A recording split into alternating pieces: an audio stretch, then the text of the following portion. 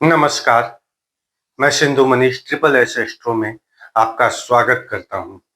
आज हम बात करेंगे ग्रहों के वर्ण के बारे में। चैप्टर 38 है। पिछले एपिसोड में हमने ग्रहों में राजतंत्र देखा था कि सूर्य राजा हैं, मंगल सेनापति हैं, गुरु और शुक्र मंत्री हैं, बुध राजकुमार हैं। तो ये सारी चीज हम समझ चुके हैं। अब छोटे छोटे एपिसोड में चलेंगे क्योंकि पीछे भी हम लोग राशियों के संदर्भ में बहुत कुछ पढ़ चुके हैं और इतना तो आपको ज्ञान हो ही चुका है। मैं समझता हूँ जो क्रम से हमारे एपिसोड को देख रहे हो तो बिल्कुल ज्ञान हो चुका होगा। तो हम लोग पहले बेसिक को क्लियर करते हैं। तो बेसिक क्लियर करने के लिए सबसे पहले जरूरी है कि राशियों को समझ लें, ग्रहों को समझ लें, भाव को समझ लें। उसके बाद आगे हम लोग किस विषय पे बात करना है तो उस विषय पे बात करेंगे। तो सबसे पहले तो क्षत्रिय। क्षत्रिय कौन होते हैं? क्षत्रिय जो रक्षा करना जानता हो, जो लड़ना जानता हो। तो क्षत्रिय कौन हो? सूर्य और मंगल। हमारी कुंडली में सूर्य और मंगल जो है क्षत्रिय की श्रेणी में है। वो लड़ना जानते हैं, ठीक है।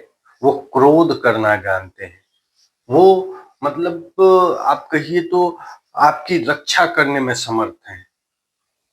तो क्षत्रिय है सूर्य और मंगल, ये हमेशा याद रखिएगा।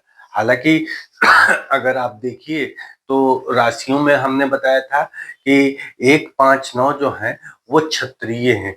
एक राशि जो है मंगल की राशि, 5 सूर्य की राशि और 9 गुरु की राशि।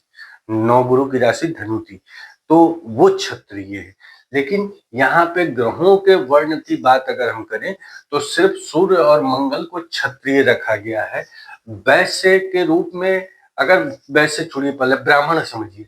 ब्राह्मण को अगर बात करें तो गुरु और शुक्र को रखा गया है। तो गुरु क्यों? गुरु देव गुरु है। देव गुरु बृहस्पति गुरु जो है वो ब्राह्मण है और ये दैत्य गुरु शुक्राचार्य हैं, तो वो ब्राह्मण है। इनका काम क्या है? इनका काम शिक्षा देना है, तो इनका काम ज्ञान देना है। तो ये ब्राह्मण की श्रेणी में है। अगर हम बात करें वैश्य की, वैश्य का मतलब कौन? वैश्य वो मैंने राशियों में बताई थी आपको कि 2, 6, 10 जो है वो आपको वैश्य है, ठीक है। तो 2, 6, 10 है और यहाँ पे चंद्रमा है, बुध है, ठीक है। अब बुध तो बिजनेस के कारक भी है, आगे आप पढ़िएगा, बिजनेस के कारक है। व्यापार अगर आपको देखना है तो बुध से ही देखेंगे। चंद्रमा भी व्यवसाय के लिए इंपॉर्टेंट है।